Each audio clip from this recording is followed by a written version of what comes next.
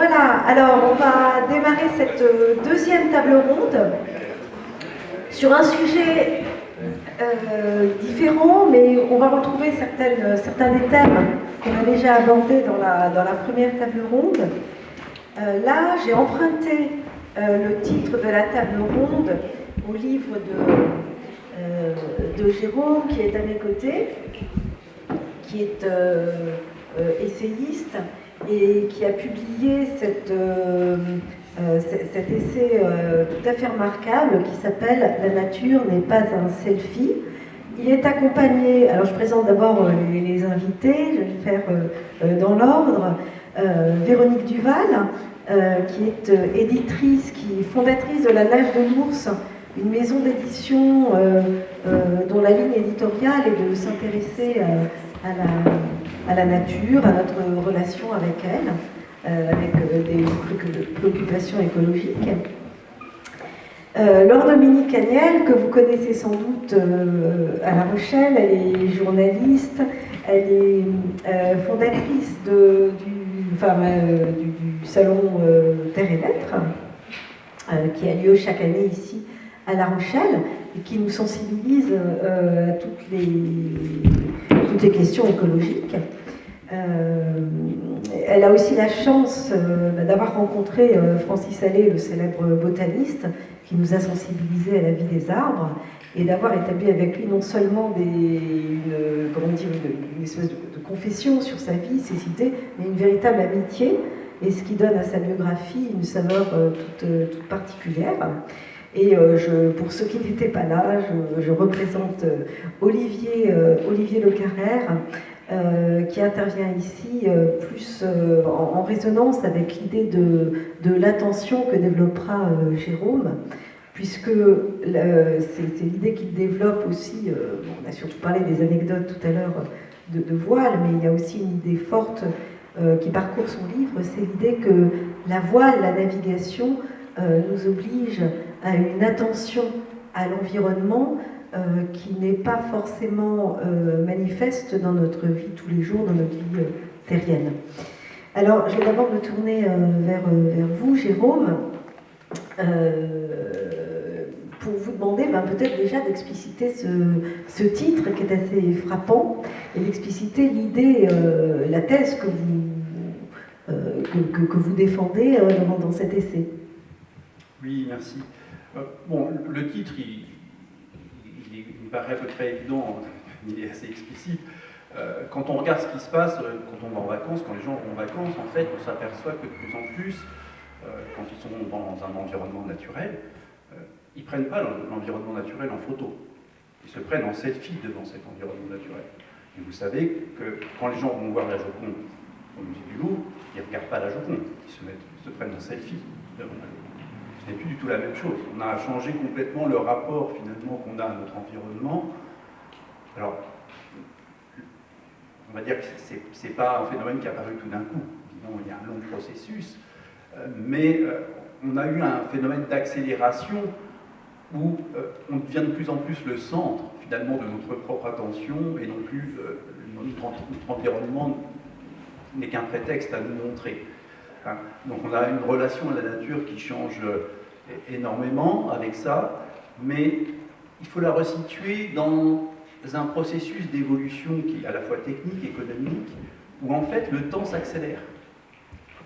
Si vous prenez le train, maintenant on ne prend plus un train corail, on prend un TGV qui va beaucoup plus vite, et les TGV vont de plus en plus vite. On fait des trajets Paris-Bordeaux, puisque je viens de Bordeaux, c'est 2 heures. Encore quelques années c'était 3 heures, et avant le TGV c'était 5 heures. D'accord ? Donc on a un changement de rythme, mais ce changement de rythme, grâce aux techniques, c'est aussi un changement de rythme de vie. Et en fait, on a un rythme de vie qui est de plus en plus rapide, de plus en plus accéléré, où on doit faire de plus en plus de choses, et où notamment, et ça, il suffit de regarder quelques sites internet de vacances, où on vous propose de faire le plus d'expériences possibles en le moins de temps possible. Alors des expériences fabuleuses, en lien avec la nature, faire de la montgolfière, plonger dans une cage au milieu des requins, etc. Mais il faut que ça soit très ponctuel, en fait. C'est juste avoir une expérience émotionnelle forte. Et on va dire, on a vécu des choses extraordinaires, parce qu'on a vécu des émotions fortes. Mais ces émotions fortes ne sont plus du tout en relation avec la nature. La nature ne devient qu'un prétexte. Et donc on ne ressent pas notre environnement, on est là, on joue avec, on se distrait, on la consomme comme n'importe quel autre bien de consommation, mais on n'y fait pas attention. Ça devient juste un support de consommation qui, dans une société où le tout économique prime, est à peu près normal. Donc voilà, c'est un peu ça l'idée, et l'idée de se dire, bah, à un moment donné, étant donné la situation, le changement climatique, on ne peut plus le nier quasiment, hein, même les plus sceptiques maintenant sont obligés d'admettre, mais si on veut changer les choses, est-ce que ça marche d'alerter au loup, de faire des tas de trucs sur les réseaux? Oui, ça peut sensibiliser les gens, mais en fait, c'est de la consommation immédiate, c'est un instantané. Tout d'un coup, on va vous dire « Ah, il y a un changement climatique, il y a une inondation, c'est grave ». Mais 10 secondes après, on vous dit « Oula, il y a la guerre à tel endroit, c'est grave ». « Ah, mais il y a de l'inflation, c'est grave ». Donc en fait, ça passe dans le lot de tout et n'importe quoi. Toutes les informations deviennent essentielles, on ne sait plus faire le tri. Et ben pour le coup, le changement climatique, comme le reste, ça fait partie d'un ensemble qu'on va zapper. Sur le moment, ça nous crée une angoisse. Ah, oh là là, on a une inondation, on a une sécheresse, comment on va faire l'année prochaine pour les cultures, etc. Mais ça part 5 minutes après, parce qu'il y a l'inflation, parce qu'il y a une guerre, parce qu'il y a ceci, parce qu'il y a cela. Et finalement, on est dans un rythme effréné d'information, de consommation, qui nous laisse très peu de temps, et pas du tout de temps pour réfléchir et pour nous poser la question de notre place dans la nature, et évidemment de notre relation à elle. Et il m'a semblé, et l'idée de ce livre, c'était finalement de se dire à un moment, bah, autant que je donne mon avis, et mon avis c'était de dire, bon, bah, il faut juste ralentir, se poser et ressentir notre environnement, ressentir la nature, pour faire corps avec elle, la ressentir telle qu'elle est, puis ressentir aussi notre vulnérabilité au sein de la nature. Alors j'en profite pour faire un parallèle avec la table ronde de tout à l'heure, puisque je pourrais dire que ça me vient d'assez loin, puisque j'ai vécu 2 expériences qui m'ont marqué. Sur le moment, j'y ai pas prêté attention, évidemment, mais une en faisant du bateau, en faisant de la voile, et l'autre dans le désert. Donc c'était tout à fait en lien avec ce qu'on disait tout à l'heure. On était vraiment raccord. Oui, et en faisant de la voile, c'était simplement en faisant de la voile avec mon père, et on faisait une traversée, on traversait la nuit sur la Méditerranée, et là vous êtes au milieu de l'eau, il fait nuit, vous ne voyez rien, c'est relativement calme, et là vous vous dites, ok, je suis où? Et je compte pour rien, puisque en fait vous ne pouvez pas du tout maîtriser ce qui va se passer, vous ne voyez pas ce qui va se passer. Il fait nuit, vous ne savez pas s'il va y avoir une vague, vous ne savez rien. Et vous vous dites, ok, je suis rien, je n'existe pas. Mais en même temps, c'est un sentiment extrêmement puissant de, on est vulnérable, mais en même temps, on est dans quelque chose qui a beaucoup d'importance, qui a de la force, et auquel on peut se dire, ça a du sens d'être là. Et il m'est arrivé la même chose dans le désert. J'ai travaillé dans un pays sahélien, et je revenais régulièrement dans le désert, et j'ai vécu le même genre de choses, c'est-à-dire qu'à un moment donné, on se trouve au milieu de nulle part, de rien. Alors on ne pense rien, il y a des tas de choses, évidemment. Si on fait attention, il y a des petits animaux, il y a plein de petites choses, si on y fait un peu attention. Mais quand on n'y fait pas attention, on se dit, il n'y a rien. Et puis là, vous vous dites, bon, en fait, s'il m'arrive quelque chose, ben, je suis là. Et vous ne pouvez rien faire, vous êtes là, vous êtes à la merci de cet environnement qui est bien supérieur à vous, mais vous êtes juste content d'être là. Et ces sentiments d'être content d'être là, de vous dire, ah, bah tiens, j'ai l'impression d'être en phase avec quelque chose qui est bien supérieur à moi. Mais finalement, je suis là à ce moment-là, et puis j'en tire une certaine joie. Voilà, c'est juste ça. Et en écrivant ce livre, je pensais à ça, je me disais, bon, peut-être que dans la société où on vit, où on fait 100 000 choses tout le temps, et j'en fais partie, hein, je ne critique pas les gens qui font 100 000 choses, j'en fais partie, je me dis, bah, peut-être que si on ralentissait un petit peu des fois, on prenait le temps d'être dans notre environnement, et pas besoin d'aller en pleine mer, pas besoin d'aller dans le désert. Moi, je m'assieds sur la plage. Je m'assieds sur la plage quand il n'y a personne. Et bien, j'ai la même sensation, parce que je ne fais rien. Je reste là, assis, à ne rien faire. Je suis juste en contact avec ce qui m'entoure. Et je ressens la même chose, un sentiment de plaisir, de bonheur, d'être juste là. Voilà. Oui, alors, dans votre livre, ce qui est intéressant, c'est que vous mettez en relation justement cette relation dégradée qu'on a à la nature ordinaire. C'est ce qui est intéressant, hein. Vous dites qu'on est très sensible, par exemple, quand il y a des catastrophes écologiques majeures, bah, tout le monde réagit, on est tous catastrophés. Mais qu'en revanche, ce qu'on ne sait plus faire du tout, c'est observer et être en relation, dans une relation apaisée, harmonieuse, avec la nature ordinaire qui nous entoure. Et vous parlez de cette absence de joie. Vous dites qu'on est en fait, que la technologie, la société dans laquelle on vit, cette technologie cette société pardon, de l'attention, qui réclame notre attention à chaque instant, elle nous prive du bonheur. Elle produit une excitation permanente, qui est, d'après vous, l'antithèse du bonheur. Oui, parce que, alors, cette excitation permanente, c'est du plaisir qu'on a. Oui. C'est comme quand on surconsomme des produits pour notre santé. On y trouve du plaisir sur le moment, mais c'est pas bon. Et là, c'est la même chose. On a une excitation permanente. On a l'impression que c'est du plaisir, mais en même temps, c'est très fugace. Ça ne nous remplit pas, dans un sens profond. On est juste là, mais on serait allé au musée, où on aurait consommé quelque chose d'agréable, on aurait fait un bon repas, c'est la même chose. D'accord ? Mais on n'est pas présent dans les choses que l'on fait.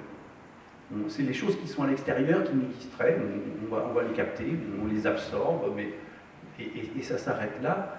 Et finalement, oui, c'est un peu le contraire de vivre quelque chose avec une certaine joie.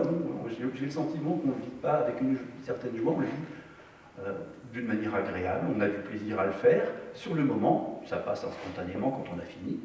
Alors que quand on s'est posé, quand on a ressenti l'environnement et qu'on a eu l'impression d'être en plein contact avec, c'est quelque chose qui ne part pas comme ça.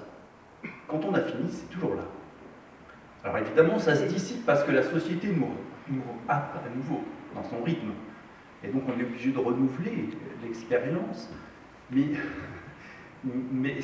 l'expérience, on sait, elle est là. Mais à la limite, vous pourriez me dire, c'est la même chose, si on aime des trucs sucrés, on peut en manger, ça se passe et on peut en manger encore plus. Mais c'est pas la même chose. Il y a un côté instantané qui, dans la consommation et la distraction que l'on a avec la nature, qui n'est pas la même chose que le fait de la ressentir.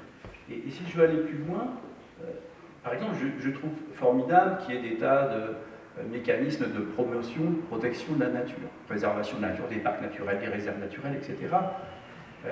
Mais en fait, j'ai aussi le sentiment que ça sert qu'à nous distraire.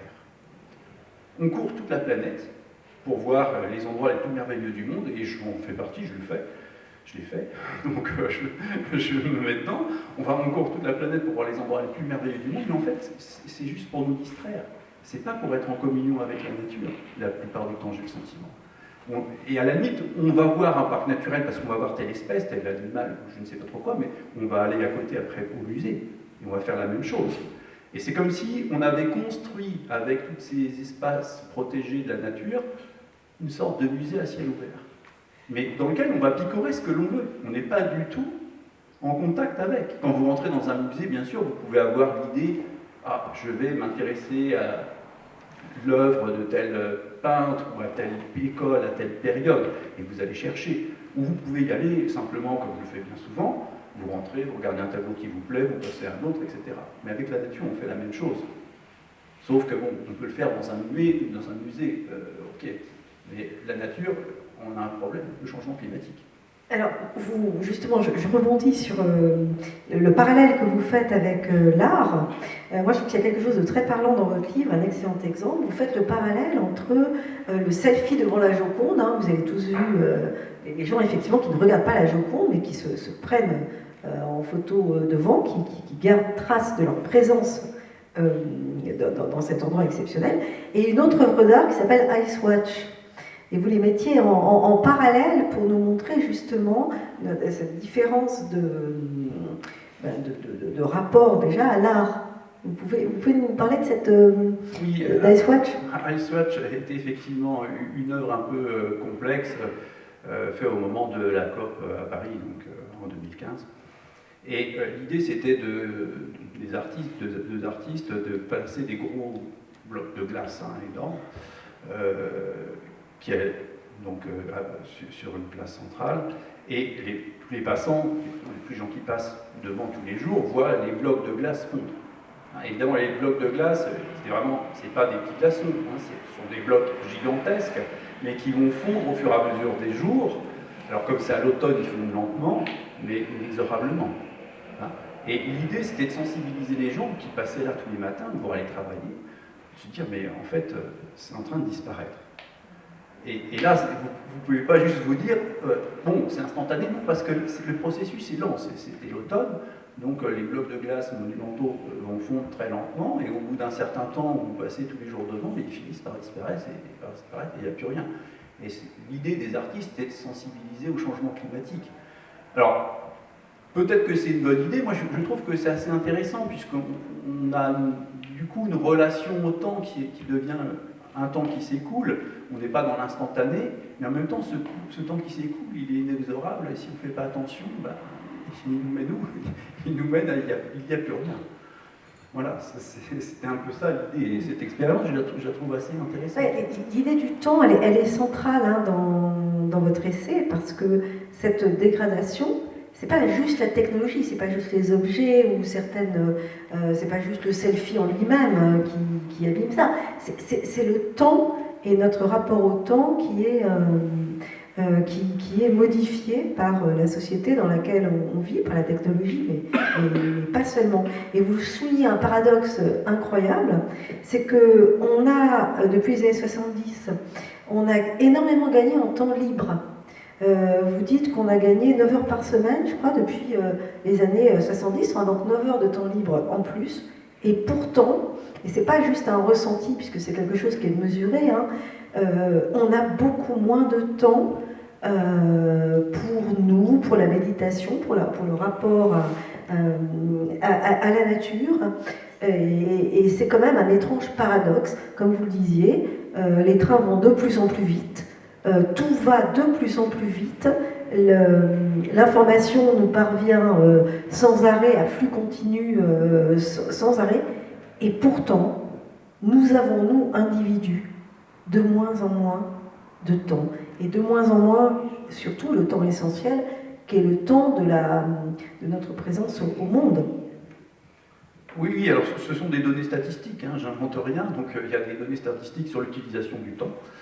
Et on sait que depuis 50 ans, 60 ans, on gagne du temps, on gagne du temps libéré, c'est-à-dire que la technologie fait qu'on produit plus vite, on a des machines à laver qui évitent qu'on fasse le linge à la main, etc. Donc on a gagné du temps grâce à la technologie, mais tout ce temps qui nous est libéré, on ne l'utilise pas en temps libéré en fait, parce que justement notre vie s'accélère en même temps, notre rythme de vie s'accélère en même temps, et donc le temps libéré, il devient lui-même grignoté par autre chose. Mais à la limite, c'est assez logique. Alors il se trouve que je suis économiste, au-delà d'être essayiste. Et en fait, la société dans laquelle on vit, où l'économie domine, elle nous pousse, évidemment pour des raisons économiques, à toujours utiliser le temps au maximum. Donc on doit faire le maximum de choses, on doit acheter le maximum de choses, etc. Et donc le temps libéré n'est plus libéré. Les loisirs, par exemple, deviennent des loisirs accélérés. Donc tout devient accéléré, il faut faire toujours plus de choses en moins de temps, et on a un rapport au temps qui, et beaucoup de philosophes ont discuté de ça, on a un rapport au temps qui a complètement changé, puisque certains parlent de la compression du temps présent, c'est-à-dire que comme si l'instant présent, il devenait de plus en plus rapide. Et donc notre présence au monde, finalement, elle devient une suite de fragments ultra rapides, plutôt que d'avoir un temps continu et une relation au temps où on a le temps. On n'a plus le temps. Alors je reviens vers vous, Olivier, parce que on a parlé des expériences de tempête, de ce que la voile est spécifique, mais dans votre livre, il y a vraiment cette notion qui est très importante. Finalement, la voile, quand on est en mer, on est obligé de se plier au temps de la nature. Alors qu'ici, sur Terre, eh bien, on le modifie. C'est ce qu'expliquait Jérôme, on est dans un temps accéléré, un temps compressé. Et là, vous dites que le mot revient souvent, ce qui est très important à la voile, c'est l'attention. L'attention à ce qui nous entoure. Oui, je dirais que c'est pour prolonger le propos de Jérôme, c'est même on peut dire un remède, peut-être pas parfait, mais intéressant, puisque de toute façon, déjà la voile, ça va très lentement, donc si on veut voyager loin, il faut prendre beaucoup de temps, il faut, oui, que ce soit pour aller... c'est intéressant le fait que ça aille lentement, d'ailleurs. Alors évidemment, il y a des voiliers de course qui vont plus vite que d'autres, mais en moyenne, de toute façon, un voilier, ça ne va pas très vite, les trois quarts des voiliers. Donc c'est intéressant parce que ça se retrouve dans tous les cas de figure, qu'il s'agisse d'aller loin ou tout près. Et ben, si on veut aller sur la petite île qui est en face, il ne suffit pas de tourner la clé et de mettre le moteur en route. Il faut que le vent soit à peu près dans le bon sens, et même s'il est dans le bon sens, de toute façon, ça durera un moment. Puis s'il s'agit de monter en Angleterre, ou d'aller en Corse, ou d'aller de l'autre côté de l'Atlantique, ça prendra du temps aussi. Donc c'est un apprentissage de la lenteur qui est très intéressant. Et puis c'est aussi, comme le disait Isabelle, c'est une école de l'attention. Je ne suis pas sûr que la voile, au fond, serve à quoi que ce soit, c'est-à-dire que ce n'est pas la voile qui va sauver le monde, ni quoi que ce soit de ce genre, mais en tout cas, elle apprend à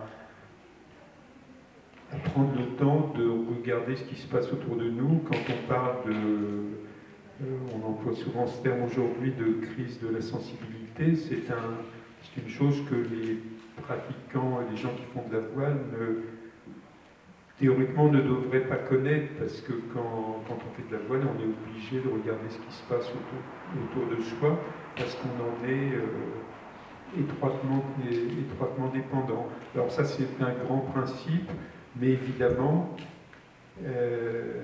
ce qui est à la fois intéressant et incertain dans l'histoire, c'est que chacun a la liberté de faire comme il veut, c'est-à-dire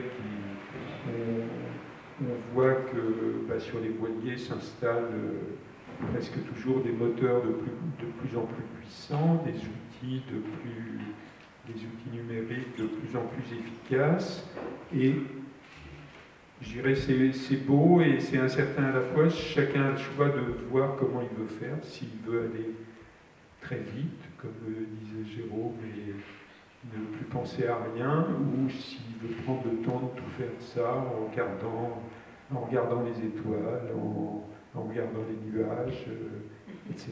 quoi. Chacun est libre de faire comme il l'entend. Il y avait autre chose d'intéressant dans votre livre et qui donne vraiment à penser. C'est au début du livre, quand vous racontez la rencontre de Thomas Cook au XVIIIe siècle et de son guide polynésien, Tupaya, je crois, je ne suis pas sûre de bien le prononcer. Et évidemment, il arrive avec le sentiment d'une supériorité, la supériorité déjà technologique de notre navigation, et il va découvrir que ce peuple de navigateurs et que son guide a au fond plein de choses à lui apprendre, et que leur façon de naviguer, alors sans les sextants, alors il n'y avait pas de GPS à l'époque, mais disons qu'il y avait une forme de technologie de mesure de l'espace et du temps qu'ils n'ont pas du tout. Et alors eux, leur repère, c'est des récits, c'est les étoiles, donc c'est une relation beaucoup plus intime avec la nature qui les guide, et il est bien obligé d'avouer à la fin que pour la conquête maritime, enfin que pour les personnes qui naviguent, avoir un Polynésien comme Tupaya dans son bateau, eh bien c'est un énorme avantage, parce qu'il ne comprend absolument pas comment il se représente l'espace maritime, mais il s'aperçoit que, par exemple, sans y être jamais allé, les Polynésiens connaissent le pays du long nuage la Nouvelle-Zélande, qui ne serait pas capable de situer sur une carte à la façon dont on le fait, mais où il serait capable d'aller.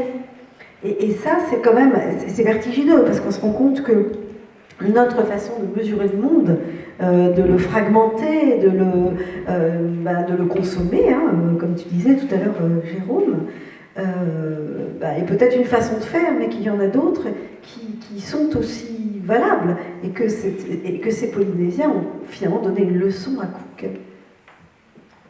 Oui, alors, je préciserai un petit peu une chose, c'est que James Cook n'arrive pas là-bas avec un sentiment de supériorité.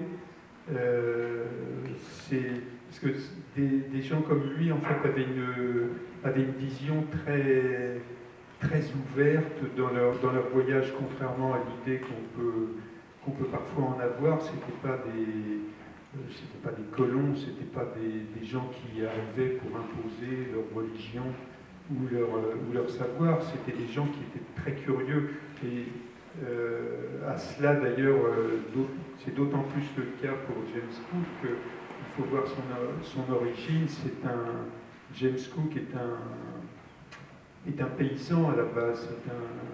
C'est quelqu'un qui est né fils de valet de ferme dans une famille plus que modeste, qui a travaillé à la ferme jusqu'à l'adolescence. C'est absolument pas un noble comme l'ont été beaucoup d'autres voyageurs. Donc il a et bon, je pense que Véronique saura mieux en parler que moi, il a cette connaissance empirique et intuitive des paysans, qui se rapproche d'ailleurs de celle des marins, c'est-à-dire d'être attentif aux saisons qui passent, à tout ce qui se passe dans l'air. Il y a des points communs qui fonctionnent là-dessus. Et donc, il arrive avec une certaine curiosité en Polynésie pour découvrir tout ça, et il est attentif à ce que peuvent lui raconter les gens du coin. Et effectivement, ce que je trouve intéressant dans ce cas-là, c'est qu'il y a à la fois un contraste très important, c'est-à-dire qu'ils ont deux approches de la mer deux approches de la navigation plutôt complètement différentes.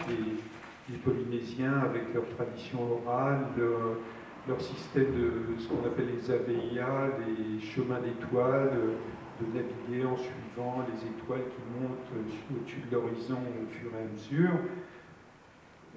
C'est donc des traditions très différentes, mais en fait, et c'est ça que j'ai vraiment envie de montrer ici, c'est que malgré ces différences a priori abyssales, en fait, ils se comprennent très très bien, parce que quelles que soient les techniques employées, des gens qui sont habitués à fonctionner avec le vent, avec des éléments naturels comme ça et à s'y adapter, en fait, sont capables de se comprendre. C'est-à-dire qu'au-delà des méthodes, les saints ont certaines méthodes, ont déjà des cartographies assez développées, savent déterminer leur latitude pour se placer sur une carte.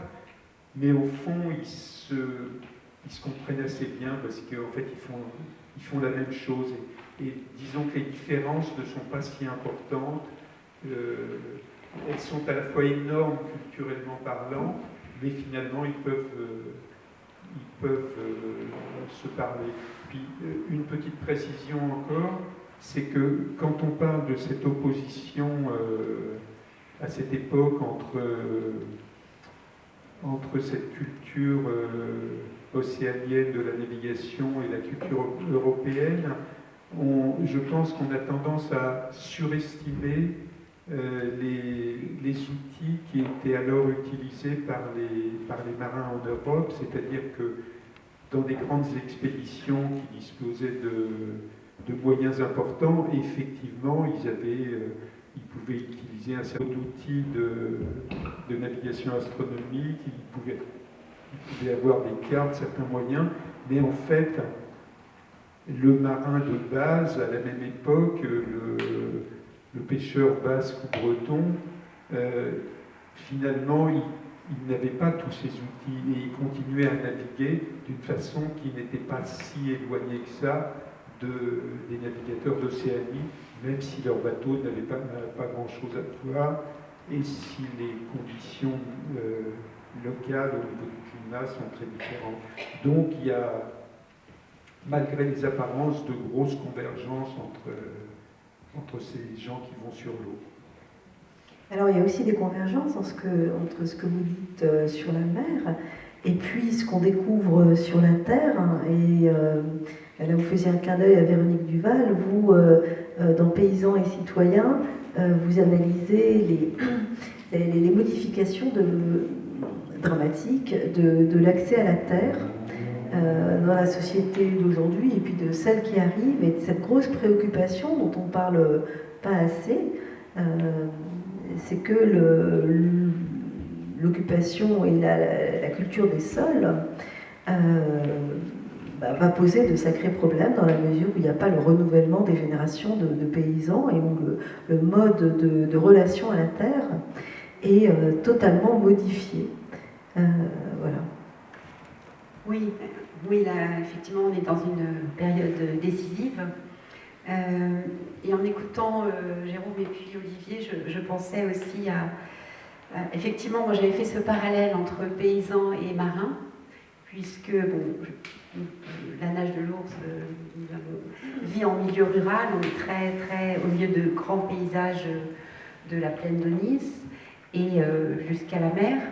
Et je vis avec un marin, donc je suis un petit peu initiée. Et effectivement, les paysans que j'avais rencontrés pour un précédent ouvrage qui m'a amené à celui-là, je les ai comparés à des marins parce qu'ils ont cette attention au vent, aux nuages, à la météo, mais aussi aux oiseaux qui viennent et à la façon dont les plantes poussent. Et voilà. Et d'ailleurs, en écrivant ce livre, il y a une chose que j'ai découverte, une des premières choses que j'ai découvertes qui m'a... Voilà, c'est que le mot humus a donné le mot humilité. Et donc ça va bien avec la tension et avec la lenteur, je trouve. Et oui, ce qui m'a poussée dans l'écriture de ce livre, c'est effectivement une statistique. Et derrière les statistiques et les chiffres, il faut aller voir ce qu'il y a d'histoire et Parler à un économiste. Voilà. C'est des statistiques tout à fait officielles. On a actuellement 390 000 en France agriculteurs chefs d'exploitation, hein, c'est mon terme consacré. C'est 100 000 de moins qu'il y a 10 ans, donc recensement 2020, 390 000, recensement 2010, 490 000. Et on va vers en fait, ils étaient plus de 2 millions dans les années 50. On va vers une diminution continue, inexorable du nombre d'agriculteurs et du nombre de fermes. Ces fermes sont elles-mêmes de plus en plus grandes. Et aujourd'hui, la moitié de ces populations est âgée, donc la moitié des agriculteurs sont âgés de 55 ans ou plus et vont prendre leur retraite d'ici 2030, ce qui signifie que 5 millions d'hectares sur 25 vont changer de main dans les 7 ans qui viennent. Que vont devenir ces terres? C'est la question que je me suis posée.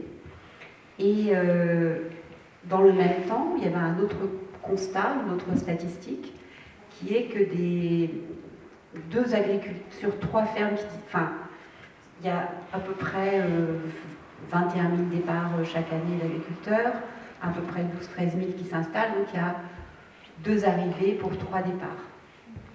Et l'une des raisons de ce manque de renouvellement des générations agricoles, qui est quelque chose de tout à fait connu, même si on en parle assez peu, sauf au moment du salon de l'agriculture une fois par an.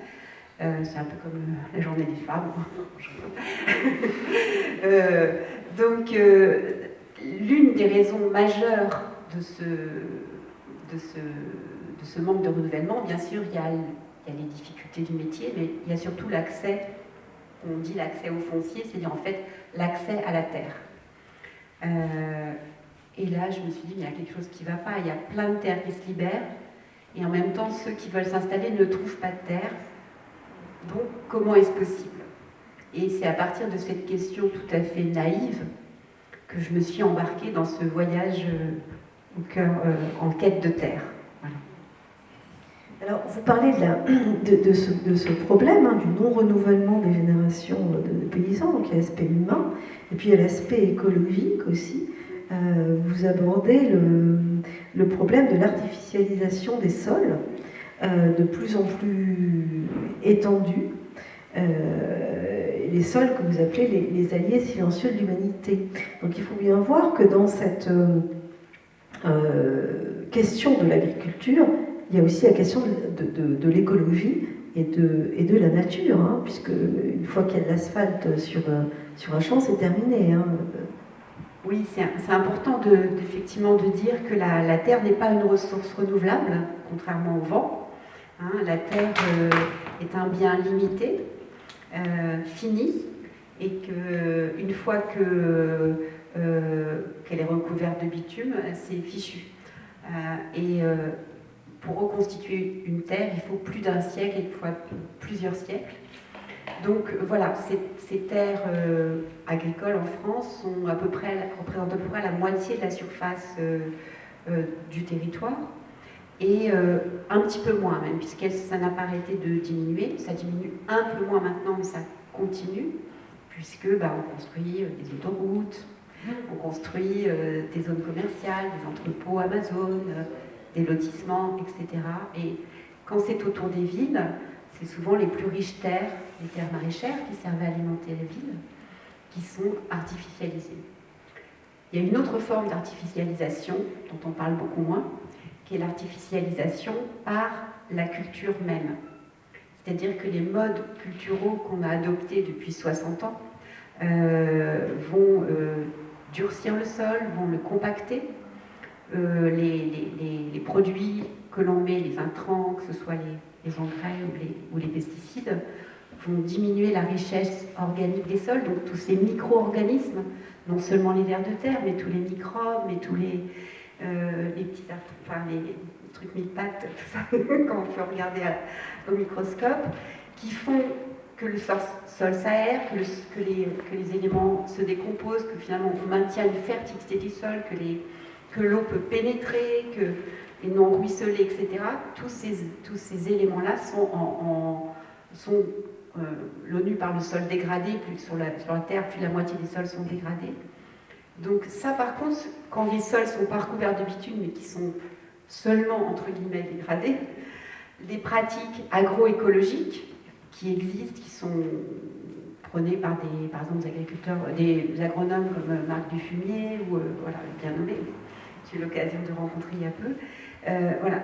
Les pratiques agroécologiques permettent de conserver la vie des sols ou de restaurer la vie des sols. Donc ça, là, c'est pas fichu. Mais encore faut-il, et là on rejoint ce que disait Jérôme, encore faut-il y prêter attention, encore faut-il que l'enseignement intègre ces notions-là, et là, il y a beaucoup à faire. Puisque encore aujourd'hui, effectivement, on est dans une vision de l'agriculture très technicienne, très efficace, optimisée, voire numérique, robotique et génétique, comme selon les mots du président de la République, qui voit l'avenir de l'agriculture avec ses 3 piliers. Or, ce n'est pas ni la robotique, ni la génétique, ni le numérique qui vont permettre de restaurer les sols. Alors, merci, je crois que ça fait du bien d'entendre ça. Et c'est vrai qu'on parle peu de cet aspect-là, et notamment de l'effet des cultures et de nos modes de culture eux-mêmes. À partir du moment où on voit un champ, on se dit c'est bon, la nature est là. Et en fait, pas tout à fait, puisque ça participe à ce désir effréné dont tu parlais tout à l'heure, Jérôme, de consommer, de produire toujours plus vite avec la technologie, et sans porter attention à cette nature dont on a absolument besoin. Alors, il y a eu un grand gardien de la nature, je me tourne vers toi, Laure Dominique, c'est Francis Allais qui nous a vraiment initiés à la vie des arbres. C'est vrai qu'on a découvert avec lui l'importance et on est entré surtout dans l'intimité des arbres. Comment est-ce que tu réagis à ce que tu entends des marins, des paysans, des économistes? Il y a tant de choses à dire sur un sujet pareil. Je voulais juste revenir sur l'intitulé de cette conférence, « La nature n'est pas un selfie ». Ça m'a beaucoup intriguée. Ce titre m'a beaucoup intriguée. Puis je me suis dit, mais si la nature est un selfie, parce qu'elle nous renvoie ce qu'on projette sur elle. On détruit la nature, on se détruit. On empoisonne le sol, on s'empoisonne, nous les humains. On coupe les arbres, on se prive d'oxygène et on se prive du plus extraordinaire capteur de CO2, du plus extraordinaire régulateur du climat qu'est un arbre, que sont les forêts. Donc effectivement, Francis Allais m'a appris tout ça, en tout cas, à regarder les arbres, la nature et la forêt différemment. Ah oui, il me revient aussi un petit Pierre Rabhi. On parlait de Francis Allais. Pierre Rabhi a cité souvent une anecdote qui lui était arrivée, quelque chose qui lui était arrivé, et qui me semble aussi bien résumer nos propos et nos regards différents sur la nature, objet d'émerveillement ou objet de profit. Voilà. Et il se trouvait en Ardèche, et il avait passé la journée avec son voisin à couper des arbres, à couper des vieux arbres, pour faire son stock de bois pour l'hiver. Et puis le soir tombe, et ce beau coucher de soleil orangé sur les collines de l'Ardèche, et il voit tout d'un coup un arbre isolé, absolument extraordinaire. Il appelle son voisin, il dit « Viens voir, émerveillé ». Et le voisin lui dit « Ça nous fait au moins 5 stères ».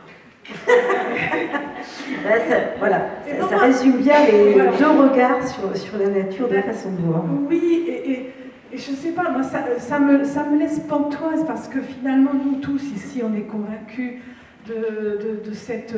On est tous émerveillés devant la nature, devant les arbres, etc. Et puis, il y a des gens qui trouvent utile de construire une autoroute à 69 entre Castres et Toulouse, qui ne servira absolument à rien. Bon, là, vraiment, même la grève de la faim de Thomas Braille, du groupement national de défense des arbres, n'a servi à rien. On est vraiment sans voix devant cette absurdité, surtout quand même avec la constatation des catastrophes qui arrivent sans arrêt tous les ans. Et je me dis souvent, quand j'ai interrogé Francis Allais, je me dis, mais est-ce que finalement tu es désespéré, tu es pessimiste Et il m'a dit, non, pas du tout. Parce que quand on vit dans la nature et quand on vit au milieu des arbres et des forêts, on ne peut pas être pessimiste. Parce que c'est la beauté la plus extraordinaire. C'est ce qu'il y a de plus beau sur cette terre. Et il me dit, voilà, moi j'ai passé, il a 85 ans, j'ai passé toute mon existence à défendre les forêts tropicales. On peut dire que c'est un échec total. Parce qu'il y a 50 ans, quand j'ai commencé mes travaux, on avait l'impression que les forêts tropicales, les forêts primaires étaient absolument infinies. C'est comme l'Amazonie, on a l'impression que c'est infini. Et puis 50 ans après, on voit la catastrophe des forêts tropicales, les poumons de la planète, parce que n'oublions pas que ce sont les arbres qui produisent l'oxygène et qui captent le carbone. Mais il faut quand même se répéter ça continuellement. Il y a aussi le plancton de la mer, mais pas en très bon état non plus. Qu'est-ce que je disais du coup à propos de l'échec? Voilà, l'échec. Je ne suis pas pessimiste. Voilà, je suis alors pas que c'est un pessimiste. échec. Voilà. Et du coup, on pourrait dire que c'est un échec, mais il me dit, mais finalement, j'ai pas réussi à convaincre par les informations scientifiques, mais je vais essayer de convaincre par la beauté. Et à 85 ans, c'est quelqu'un qui mise sur la beauté, sur l'émerveillement, pour essayer de sensibiliser ces humains que nous sommes. D'où son projet de forêt primaire, hein, voilà, de restaurer, de faire connaître aux générations futures la beauté d'une forêt primaire en Europe de l'Ouest, puisqu'il n'y en a plus qu'une en Pologne, la forêt de Bielowieża, qui elle aussi est sérieusement menacée. Heureusement, le gouvernement va changer. Là, en Pologne, on a peut-être un peu d'espoir, mais oui, la beauté, parce qu'il se dit, mais quelque chose, une feuille d'arbre. Souvent, il prenait même une feuille de son salon. Il dit, mais voilà, mais ça, c'est un mystère total. C'est la beauté la plus extraordinaire. C'est un homme émerveillé tout le temps. Et on ne peut être que, quand on l'écoute parler, là, je suis désolée de parler à sa place, parce qu'il raconterait bien mieux que moi, mais on a encore tout à découvrir sur le végétal, sur les plantes, sur les arbres. Plein de mystères encore sur les arbres. Souvent il dit, voilà pourquoi les arbres poussent à la fois vers le ciel et vers les profondeurs de la terre. Non, on n'en sait rien. Même Francis Allais ne le sait pas non plus. Et il encourage d'ailleurs beaucoup les jeunes à s'intéresser à la botanique et à se former à la botanique. Il y a un enseignement qui a été supprimé en 91 par Lionel Jospin. Il a été très mal passé. J'ai découvert ça, c'est assez ahurissant. Mais il n'y a plus d'enseignement de botanique en France.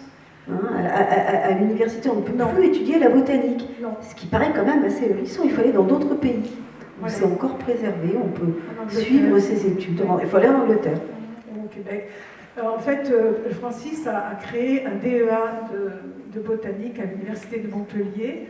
Et il y en a un autre qui a été créé. Un DEA, c'est déjà plusieurs années d'université, et il y en a un autre à Paris ici, je crois. Mais non, c'est une science qui a été méprisée pendant très longtemps. On s'est dit, pas besoin de découvrir, d'étudier les plantes. Les plantes, ce sont des objets, hein, vraiment, on peut les couper, on considère encore ça comme des objets. Comme la science des sols, absolument. On peut faire ce qu'on veut avec les sols. Moi, je trouve qu'effectivement, on ne forme pas assez les jeunes à cette connaissance. D'ailleurs, Francis passe une grande partie de son temps à aller parler dans les écoles. C'est quelque chose qu'il fait très régulièrement. Pour lui, c'est la priorité absolue. À 85 ans, il parcourt sans arrêt la France. Il fait 3 à 4 conférences par semaine, dont une dans les écoles ou les lycées ou les universités. Et heureusement, parce qu'il y a quand même beaucoup de retard à rattraper sur ce plan-là. Alors, ce qui est fascinant chez Francis Allais, enfin il y a beaucoup de choses fascinantes chez ce personnage, mais c'est toute la place qu'il accorde au dessin. Alors, c'est un scientifique au départ, et il étudie la botanique, évidemment, il a étudié les forêts tropicales, comme tu le rappelles. Alors, il y a un outil qui semblerait assez adapté, fiable, rapide, c'est l'appareil photo.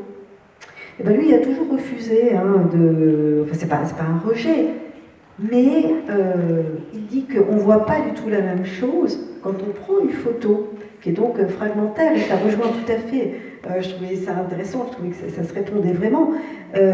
L'idée voilà, on a appuyé mécaniquement sur un appareil qui fait le travail pour nous, et il dit mais non, il faut regarder l'arbre, en dessiner chaque racine, chaque feuille, chaque nervure, et c'est ce travail-là qui fait qu'on comprend ce qu'on regarde, et une photo ne peut absolument pas, par son caractère justement fragmentaire, rapide, nous donner cette même connaissance profonde de ce qu'on observe.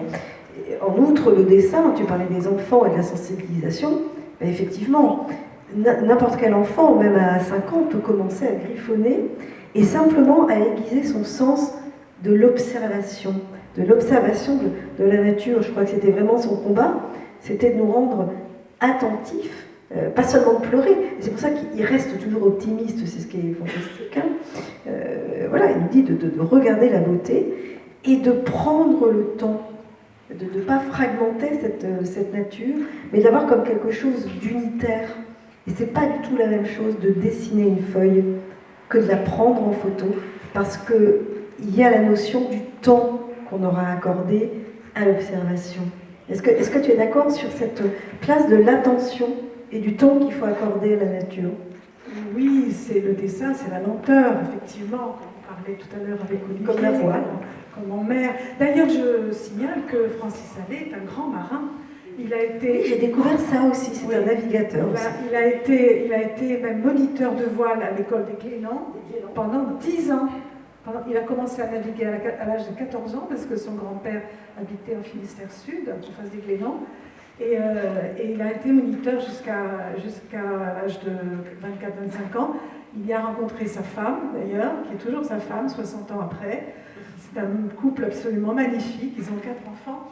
À propos du dessin, oui, il faut dire aussi qu'il y a un côté pratique, parce que est-ce que vous avez déjà essayé de photographier un arbre ou une plante? C'est impossible, on voit rien, parce qu'on voit, à moins que ce soit comme dans l'Ardèche de Pierre Rabhi, un arbre isolé, c'est très difficile de photographier le végétal.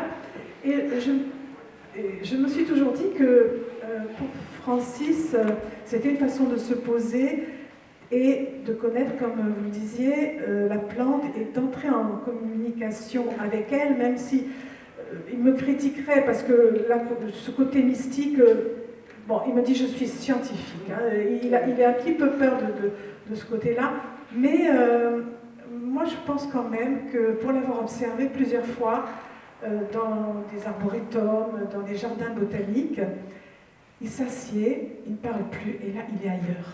Il est vraiment, on a l'impression qu'il est, enfin, je sais pas, qu'il est en communication avec l'arbre. Bon, je ne sais pas ce que lui dirait de ça, mais bon, je me permets de l'interpréter de cette façon. Et alors, partir avec lui, se promener dans un jardin botanique, ben, il faut avoir carrément la journée, hein, parce que ça prend des heures et des heures. Et c'est quelqu'un qui, comme je disais tout à l'heure, qui s'émerveille de tout, et qui est capable de prendre une plante et dit mais ça, j'avais pas remarqué ce truc-là, j'avais pas remarqué, et pourquoi elle a 6 pétales et pas 5?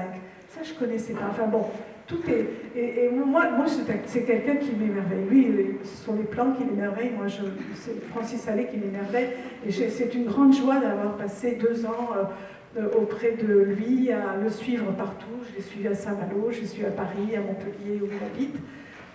Il habite d'ailleurs dans un endroit magnifique, et son bureau est juste en face d'un chêne. Et il n'a pas visité l'appartement complet. Quand il a vu le chêne, il a dit « mais c'est là, je ne veux pas voir le reste, c'est là que je veux habiter ». Il y vit depuis 35 ans. Et ce qui est amusant aussi, pour parler de choses plus personnelles, c'est que dans son salon, c'est une véritable forêt. Il a créé un salon forêt chez lui. Et c'est-à-dire qu'il y a une petite place, quelques fauteuils pour s'asseoir quand même, des meubles qu'il est allé chercher à Emmaüs. Hein, c'est vraiment, il n'y a pas du tout de meubles Ikea ou je ne sais quoi chez lui. C'est de briques et de broc. Et surtout, toute la place est occupée par les plantes. Voilà, il appelle ça son salon forêt. C'est extraordinaire. Alors moi, il y a une anecdote aussi que bon, je voulais qu'on parle parce que je trouve que c'est tellement frappant des erreurs de jugement qu'on peut faire sur notre société. C'est le moment où ils sont en Amazonie et où il est filmé. Il y a un documentaire qui a été effectué sur lui. Je ne sais plus comment il s'appelle d'ailleurs, j'ai un peu oublié. C'est quand il faisait l'expérience du radeau des cimes. C'est le radeau des cimes. Il est allé quand même. Pardon de. Voilà, non, mais vas-y, parle du radeau des cimes parce que c'est quelque chose d'absolument unique qu'il a inventé avec l'architecte Gilles Ebersold, qui est le véritable inventeur du radeau, et Dany Cléier-Marel, la pilote de ballon, d'abord un ballon puis un dirigeable. Et il est allé, en tant que marin, il s'est dit, je vais aller flotter sur la canopée, comme si c'était la mer, Et ils ont inventé à tous les trois ce radiodécime qui a exploré les canopées tropicales pendant plus de 20 ans, 25 ans, jusqu'en 2012. La dernière expédition au Laos était en 2012. Voilà, pardon, et lors de ce tournage, donc il y a un jeune réalisateur qui se dit je vais aller filmer ce travail extraordinaire. Donc ça part d'une bonne intention, mais il se ramène avec ses caméras, toute la technologie, l'éclairage, les groupes électrogènes, enfin tout ce qu'il y a sur un tournage. Et évidemment, il rencontre des populations indigènes qui vivent encore dans la forêt, et ils sont persuadés, Francis Allais est persuadé que ces personnes qui n'ont jamais vu un appareil photo, du plastique, etc., vont tournicoter autour de tous ces appareils formidables qui coûtent une fortune, etc. Et ça ne les intéresse absolument pas. En revanche, ce qui les fascine, c'est Francis Allais qui décide. Et ils se groupent tous autour de lui en reconnaissant les plantes et en poussant des cris d'admiration devant la précision, devant la beauté de cette représentation exacte de toutes ces plantes qu'ils connaissent. Et au fond, alors tous les techniciens qui sont évidemment aussi fiers de notre belle technologie, etc., sont extrêmement vexés, parce que c'est plus du tout les stars. La star, comme il se doit, parce que je pense qu'eux, ils ont compris ce qui était important, et eux, ils n'ont pas ce rapport fragmenté au temps et à la nature, et ils comprennent que la merveille, c'est Francis Allais en train de dessiner avec cette lenteur, cette précision, cet émerveillement, chaque plante. Et ça les intéresse. C'était le tournage du film de Luc Jacquet qui s'appelle « Il était une forêt ». Ouais. Francis Allais a participé à de nombreux tournages, mais celui-là est vraiment magnifique. Il était une forêt, je ne sais pas si vous avez l'occasion de le trouver, c'est très très beau. En tout cas, votre livre, c'est un très très beau livre où on apprend beaucoup de choses sur Francis Allais, sur l'état de relation à la nature. Alors, il y a eu certains constats quand même un peu sombres, hein, notamment ton introduction, Jérôme, et puis ce qu'on a dit de beaucoup de firmes, et de plus en plus de firmes, de moins en moins de fermes. Moi, je vais vous poser une question, c'est finalement, qu'est-ce qu'on peut faire pour inverser la vapeur? Parce que, Jérôme, dans ton essai, tu soulignes le fait que même les Greta Thunberg, même les personnes qui militent en faveur justement d'une prise de conscience, ils le font au milieu de tout le parasitage de l'information, et que ça participe au fond à ce qu'ils dénoncent, c'est-à-dire qu'on ne sait pas comment s'en sortir. Ces gens parlent, alertent, et puis c'est une alerte derrière l'autre, et finalement en voulant un peu sauver le monde, on continue à l'abîmer parce qu'on est obligé d'utiliser ces canaux. Et on ne voit pas bien comment en sortir de cette espèce de spirale vertigineuse de l'accélération du temps. Donc je vous donne peut-être la parole. Alors d'abord, je voudrais nuancer, bien sûr, je suis admiratif des gens qui luttent, y compris Greta Thunberg et d'autres, je suis très admiratif. Mais en même temps, je me dis qu'ils participent à travers leur lutte, à travers les moyens qu'ils utilisent, pas le fait qu'ils luttent, à travers les moyens qu'ils utilisent, ils participent d'un système accéléré. Donc quand on fait de la lutte à travers les réseaux sociaux, on ne fait qu'alimenter les réseaux sociaux.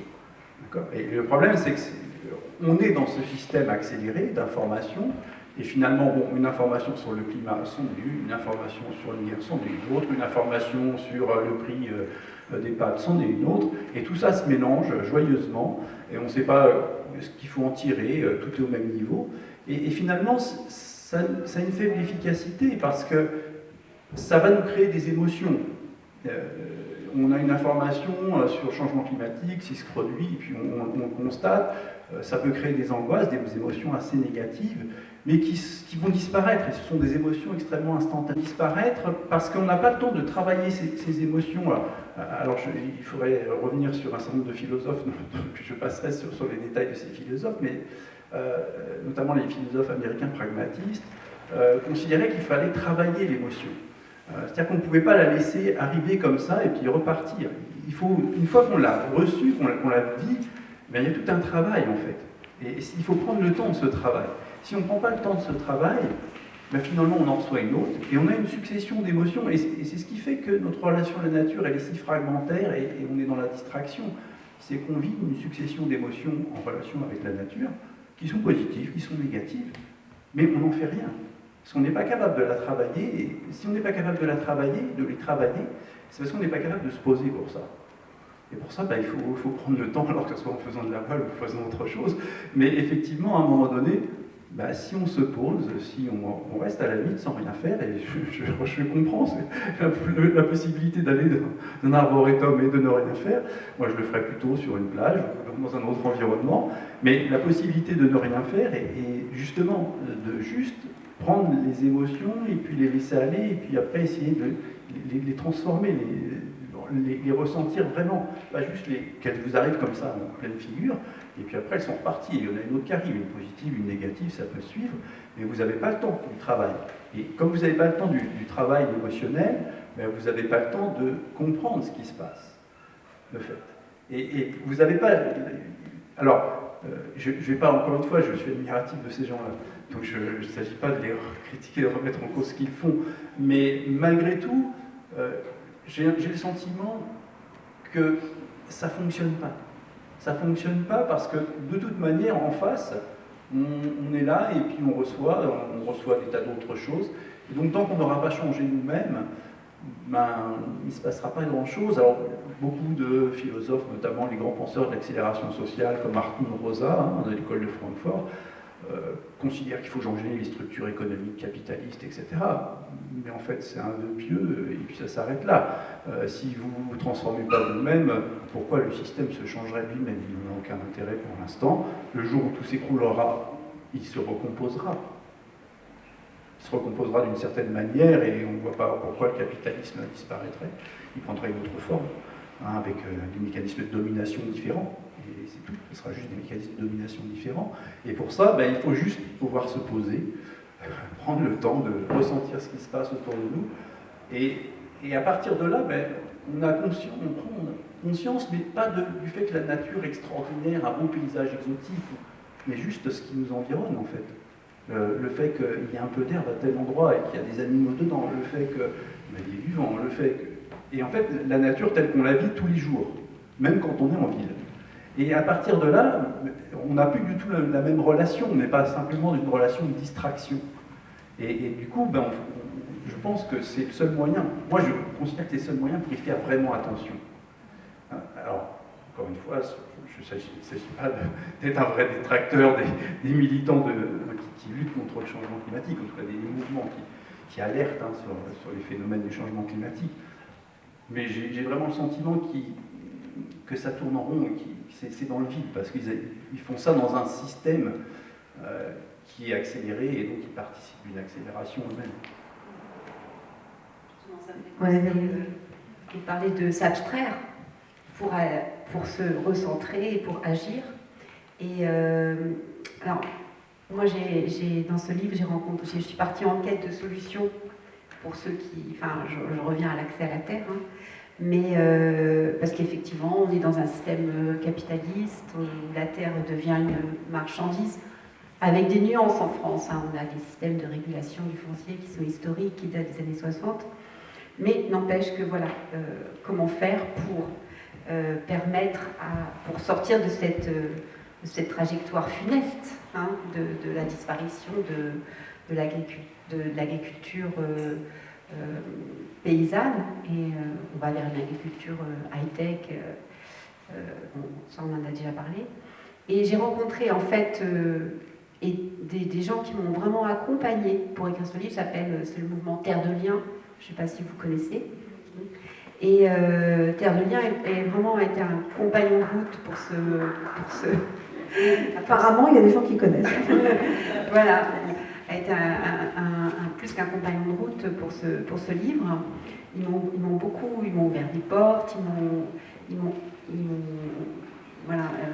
Et Terre de Liens, en fait, c'est un mouvement qui a été créé il y a 20 ans aujourd'hui, et qui agit, qui a toute une réflexion sur l'accès à la terre, qui s'est créée sur ce questionnement-là, qui a mis 5 ans à se créer à partir d'un questionnement sur l'accès à la terre. Comment faire pour permettre à des gens, notamment qui ne sont pas issus du milieu agricole, qui veulent s'installer en milieu rural, d'accéder à la terre.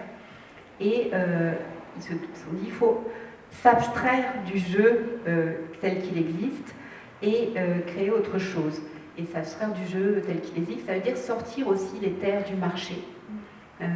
Et vraiment qu'elles restent toujours à vocation agricole, faire en sorte que, une fois qu'on a pu acheter collectivement des terres, parce que c'est de ça dont il s'agit, hein, c'est d'acheter collectivement des terres, on s'engage à ce qu'elles restent toujours à vocation agricole. Ils ont monté il y a eu toute une réflexion, un système que je trouve très ingénieux et très pertinent voilà, pour pouvoir permettre à des citoyens d'acquérir des terres, de sécuriser cette épargne, de sécuriser ces terres, et en même temps que de permettre à des agriculteurs de s'installer en restant maîtres de leur choix, hein, en tant que paysans, à ceci près que pour Terre de Liens, quand on s'installe, c'est forcément en agriculture biologique, puisqu'il y a aussi une vision de préserver la biodiversité. Et donc cette sortie du capitalisme, elle est possible ponctuellement, et sauf qu'effectivement elle n'est pas souhaitée par le système dans lequel nous vivons.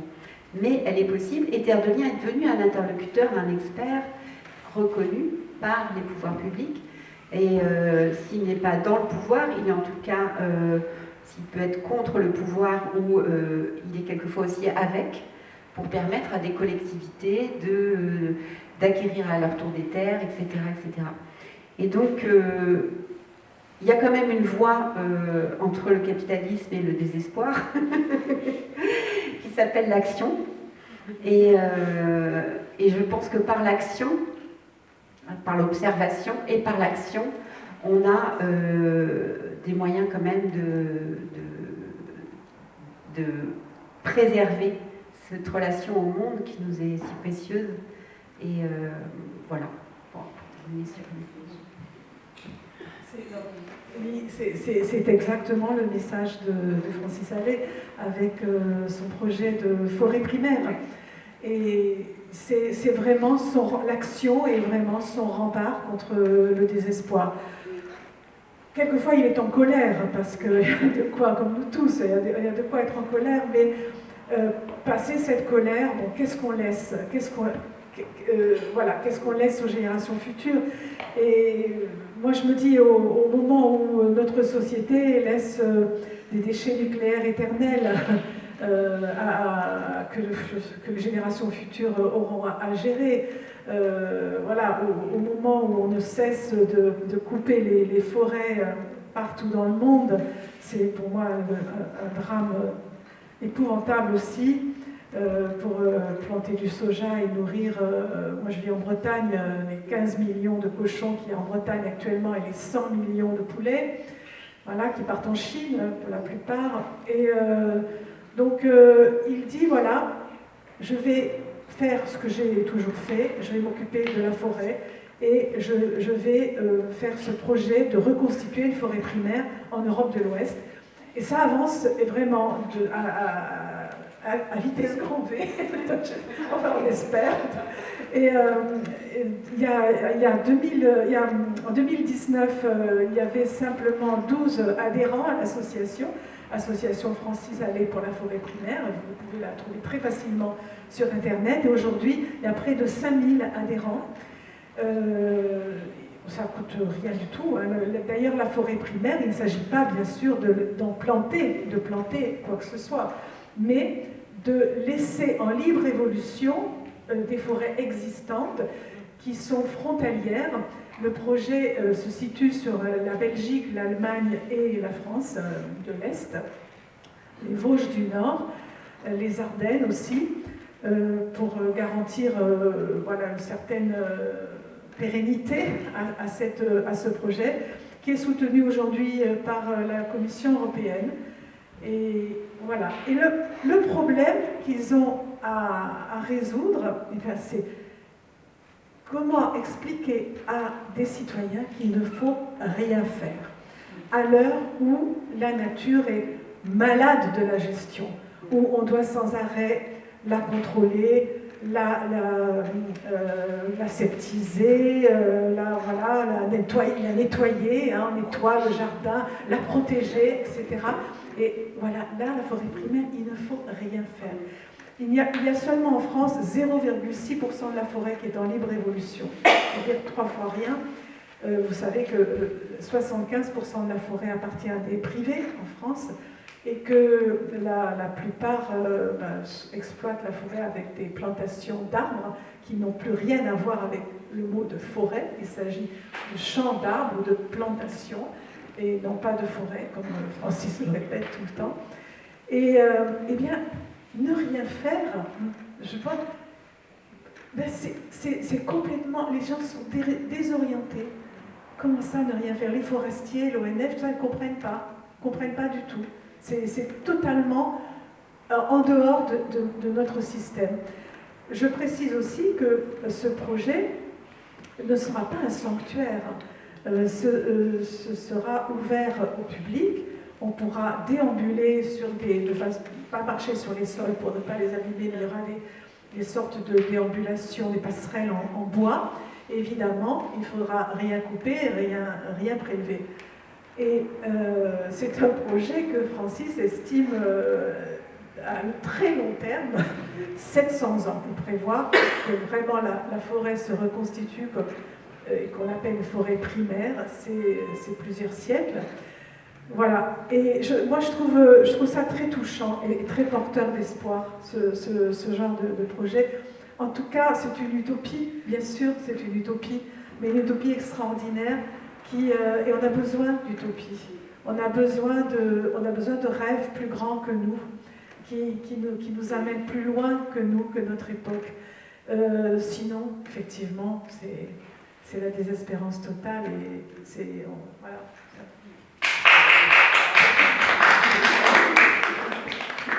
Par rapport à l'utopie, je dirais que oui, la Terre, enfin, pour Terre de Liens, la Terre est un bien commun et pour beaucoup de mouvements qui agissent dans la préservation des terres, la Terre est un bien commun et cette pensée des communs, pour moi la forêt primaire aussi c'est un bien commun. Cette pensée des communs, elle a été théorisée par une économiste américaine, prix Nobel d'économie, Elinor Ostrom. Le livre a mis 10 ans à être traduit en français, mais bon, il est traduit. Et donc, cette pensée des communs, c'est comment est-ce qu'on fait, je voudrais terminer là-dessus parce que ça me paraît important par rapport à que ce soit l'océan, les forêts. Comment est-ce qu'on fait, en fait, pour gérer ou veiller à des ressources qui nous sont indispensables et nécessaires, comme l'eau, comme les forêts, comme la terre, etc. Et donc, comment est-ce que des communautés, des collectivités arrivent à se mettre d'accord? J'ai besoin d'eau, on connaît bien le problème ici, j'ai besoin d'eau, comment est-ce que je peux utiliser cette ressource sans nuire aux autres usages? Et donc, il y a des notions que ce soit des biens privés ou des biens publics, ce n'est pas la question. Ce qui est important, c'est comment, en fait, on arrive à communiquer et à s'organiser et à dialoguer pour gérer ces ressources. Et donc, elle a étudié Elinor Ostrom a étudié beaucoup de communs dans le monde, et elle a dégagé des grandes conditions du succès. Et ce que je trouve très encourageant, c'est qu'elle dit, en fait, il n'y a pas un problème, une solution. Hein, d'ailleurs, en agriculture, c'est ça. On a un problème, il y a une solution, c'est tel pesticide. Il y a une infinité de solutions à plusieurs problèmes. Et donc, on est dans la multiplicité, dans l'inventivité, dans l'attention, beaucoup plus que dans la référence à une expertise venue d'en haut. Je crois qu'il y a à la fin de ce débat, il y avait vraiment une phrase qui me semble devoir être une direction, un guide. C'est le philosophe Gramsci qui dit « Je suis pessimiste par l'intelligence, optimiste par la volonté ». Et je crois que c'est... Je tenais à le dire parce que c'est vrai qu'il y a des choses très sombres qu'on soulève. Et puis ce qu'on voit, enfin je trouve que ce qui est admirable en vous réunissant tous les quatre, Olivier avec cette réflexion sur le vent, la voile, ce qu'elle nous apporte, Véronique avec ce cri d'alerte, mais aussi un cri d'espoir sur l'accès à la terre, le rôle des paysans, Jérôme avec cette réflexion sur notre rapport au temps et à la nature, et puis le rôle de Francis Allais, c'est que la situation est grave, mais que rien n'est désespéré, c'est encore entre nos mains et de notre responsabilité. Et je crois qu'il faut continuer à s'émerveiller de la nature. Voilà. Est-ce qu'il y aurait des questions dans le public ?